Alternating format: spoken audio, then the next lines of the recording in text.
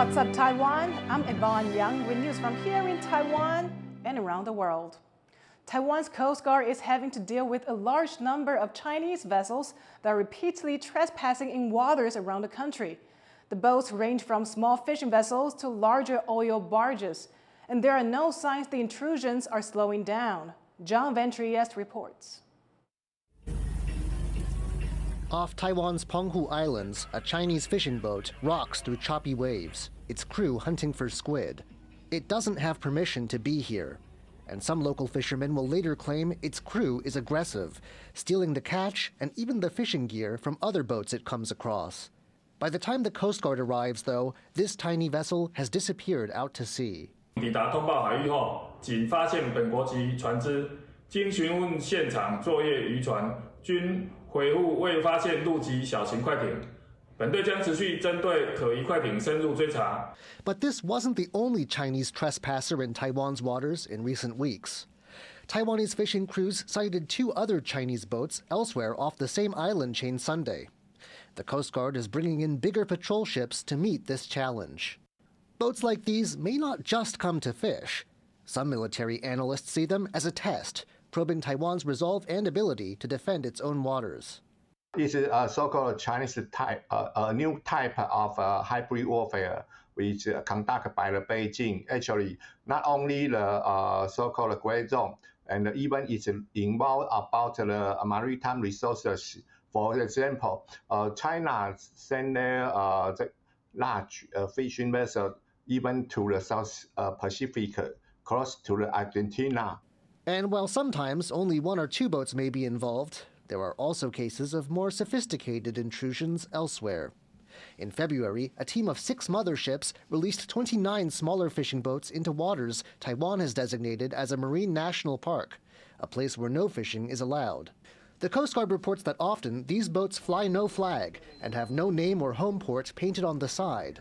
It's also common practice to turn off signaling that would let the Coast Guard know they're there.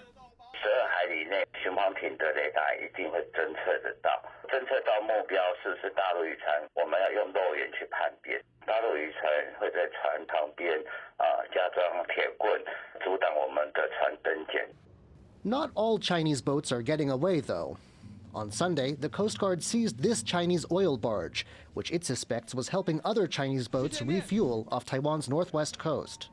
The 6 crew members had no ID.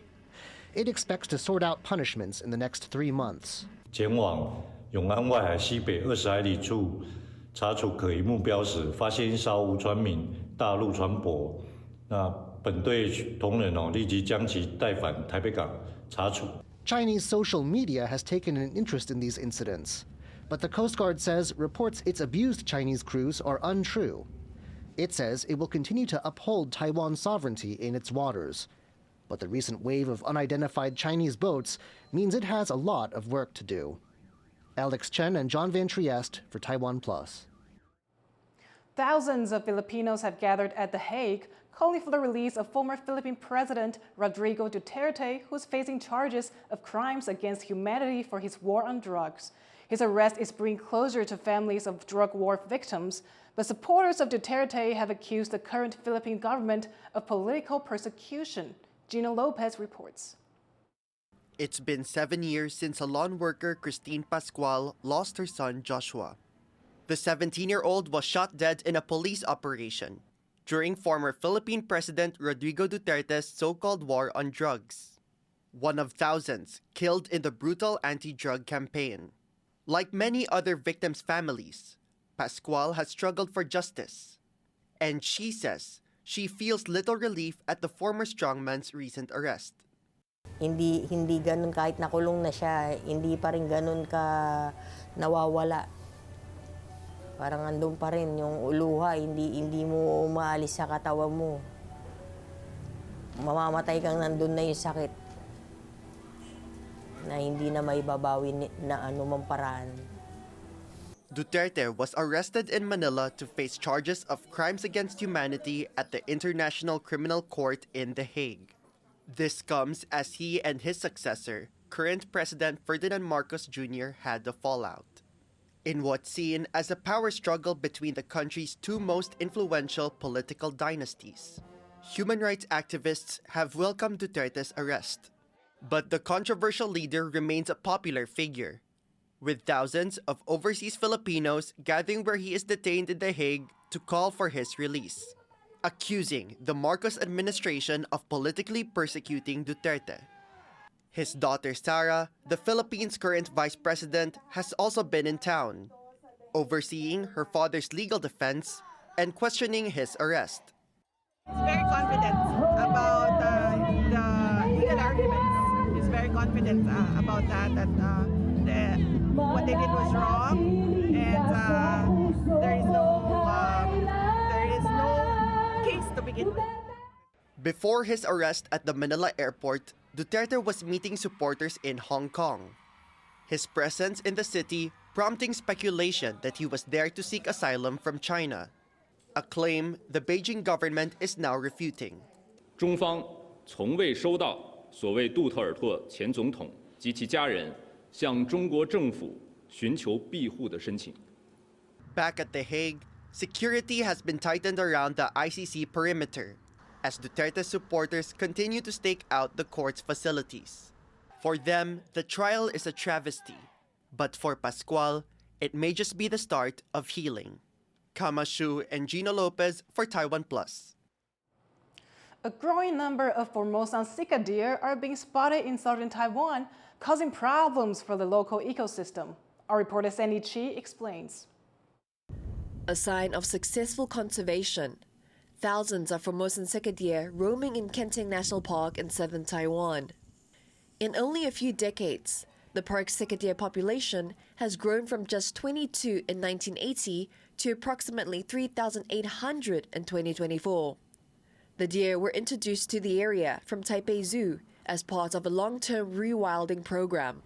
However, the success has come at a cost, taking a significant toll on the local ecology. The Sika deer conservation area includes the Kenting Uplifted Coral Reef Nature Reserve, a unique environment established in 1995. It serves as a vital habitat for various tree species, including banyan trees with aerial roots, tropical rainforests, and monsoon forests. 那第一次调查的时候，那时候我们知道整个森林10公顷里面有42000多棵树，然后一直到2018年的时候，就剩下25000多棵。那新增样目的话，变化在这个部分我们看的是比较心惊胆跳的哈。梅花鹿主要是它主要影响，还有少量其他的事件影响的。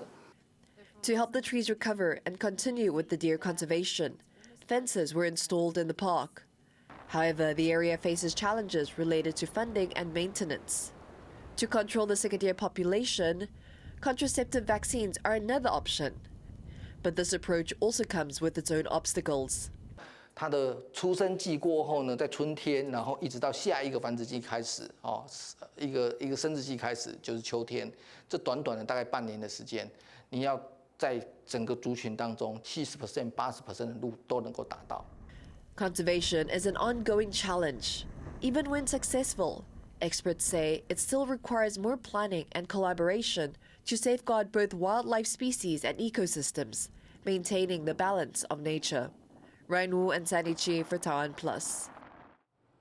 Thank you for watching What's Up Taiwan. You can visit the TaiwanPlus website or follow our social media for more stories from Taiwan and around the world. Finally, take a look at Zeus, the metallic horse statue from the Paris Olympics, now on display in Lyon. I'm Yvonne Yang, take care, and I'll see you next time.